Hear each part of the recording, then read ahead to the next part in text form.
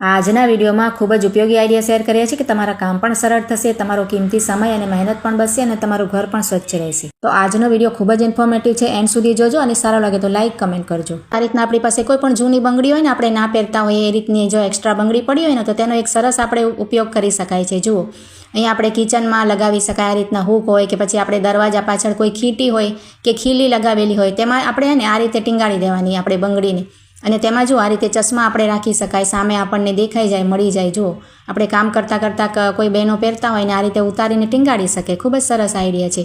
અને આ રીતે ચશ્મા ના ટીંગાડવા હોય ને તો આપણે આ રીતે હાથનું ટોવેલ હોય છે ને, નેપકિન આપણે હાથ લૂછવાનું કિચનમાં આપણે વપરાશ કરતા હોય ને ત્યાં જુઓ આપણે એમને ખીટીમાં આપણે લગાવીએ છીએ ને તો વારે ઘડીએ છે ને પડી જતું હોય છે આ રીતે હાથ લૂછીએ તો।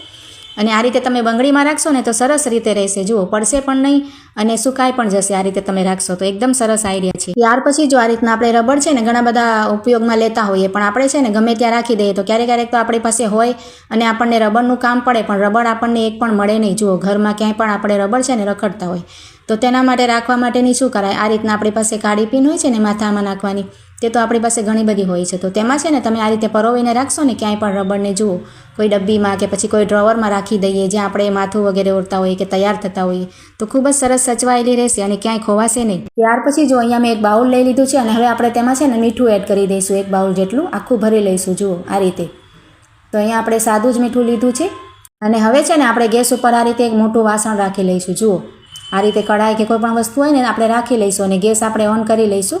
ત્યાર પછી આપણે મીઠાનું બાઉલ લીધું છે ને તેને આપણે આમાં એડ કરી દેવાનું છે અને હવે આપણે છે ને આ રીતે મીડિયમ ફ્લેમ રાખી ગેસની અને આપણે મીઠાને છે ને સરસ આપણે ગરમ કરી લેવાનું છે, આપણે ધુમાડા નીકળે ને એ રીતે આપણે ગરમ કરવાનું છે, તો આ રીતે બળી ન જાય ને એટલે આ રીતે ચમચી ફેરવું છું। તો જોઈએ આપણે મીઠું ગરમ થઈ ગયું છે, હવે આપણે ગેસની ફ્લેમ ઓફ કરી દઈશું અને મીઠાને છે ને ફરીથી આપણે આ બાઉલમાં લઈ લઈશું। જુઓ, પહેલાં આપણે જે બાઉલમાં ભર્યું હતું ને એ જ બાઉલમાં આપણે નાખી દઈશું, તો ખૂબ જ ગરમ છે એટલે આપણે સાચવીને નાખી દીધું છે।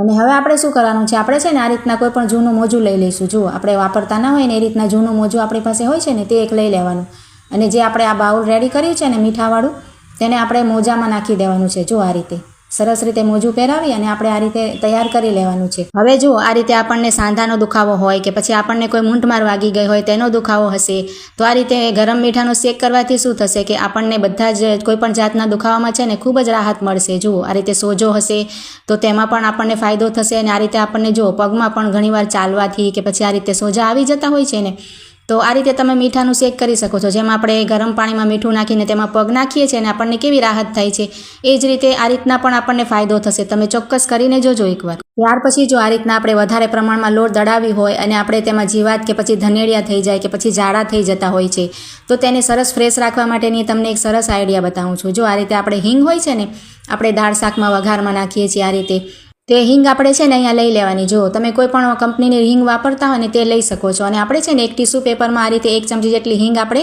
એડ કરી દેવાની। જુઓ આ રીતે, અને પછી તેને આ રીતે પોટલીની જેમ વાળી લેવાની છે। અહીંયા આપણે કાપડનો કટકો પણ લેવો હોય તો લઈ શકાય। જુઓ, અને આ રીતે એક્સ્ટ્રા આપણે કટ કરી અને ત્યાર પછી આપણે એક રબર લઈ લઈશું અને તેને આ રીતે આટા લગાવી દઈશું। જો 1 કે 2 રબરના આટા લગાવીને આ રીતે તૈયાર કરી દેવાનું। હવે આપણે લોટનો ડબ્બામાં છે ને એકદમ તળિયામાં આ રીતે રાખી દેવાનું ને ઉપર આ રીતે લોટ નાખી દેવાનું। જુઓ, આ રીતે તમે વધારે પ્રમાણમાં પણ લોટ રાખી શકો, મોટા ડબ્બામાં ભરી અને આ રીતે વચ્ચોવચ્ચ આપણે પોટલી રાખી દેવાની હિંગની, તો ખૂબ જ સરસ રહેશે, ધનેડિયા કે જીવાત પણ તેમાં નહીં પડે।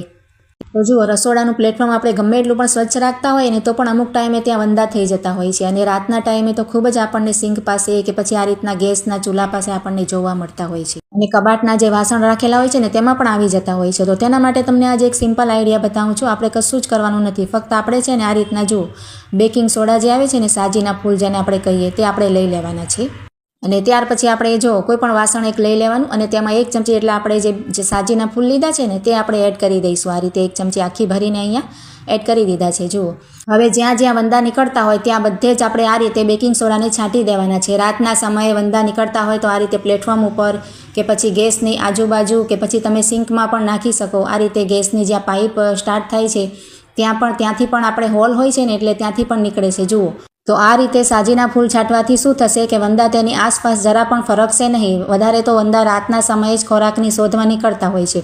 તો જો આ રીતે વંદા નીકળતા હોય તો તમે રાત્રે આ આઈડિયાને યુઝ કરી શકો છો. અને જો તમારે આ રીતે ન કરવું હોય ને તો થોડુંક પાણી લઈ લેવાનું અને તેમાં 1 ચમચી જેટલો ખાવાનો સોડા એડ કરવાનો અને થોડુંક આપણે વિનેગર 1 ઢાંકણ જેટલું નાખી દેવાનું અને તેને સરસ આપણે મિક્સ કરી અને કોઈ સ્પ્રે બોટલ હોય ને તેમાં ભરી લેશો અને તેને પણ છાંટશો ને પાણીને તો પણ તમારે વંદા નહીં આવે. જુઓ ખૂબ જ સરસ બંને આઈડિયા છે, જરૂરથી ટ્રાય કરજો.